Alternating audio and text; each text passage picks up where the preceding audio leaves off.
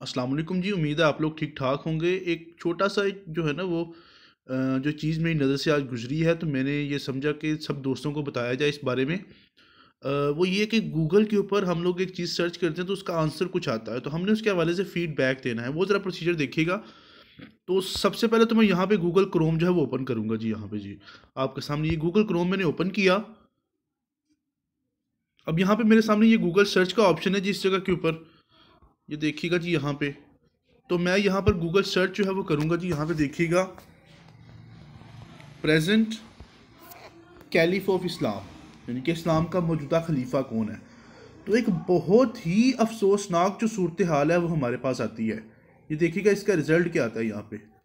मिर्ज़ा मंसूर अहमद वो कादियानी, वो लानती मरदूद जो है, उसका नाम यहाँ पे आ रहा है। तो इसके लिए सबसे करना आपने ये है कि इस जगह के ऊपर आपको ये एक नज़र आ रहा होगा ऑप्शन फीडबैक का। आपने इस फीडबैक के बटन के ऊपर क्लिक करना है जी। तो यहाँ पे आप लास्ट पे हमारे पास जो है ये ऑप्शन है, दिस इज मिसलीडिंग और इनएक्यूरेट। आपने इस ऑप्शन को क्लिक करके सेंड कर देना जी आपका जी। ये आपका जो है वो यहाँ पे फीडबैक जहाँ पे सेंड हो गया जी। तो मेरी सभी दोस्तों से दरख्वास्त है कि ये काम ज़रूर करें। बहुत शुक्रिया जी, थैंक यू सो मच।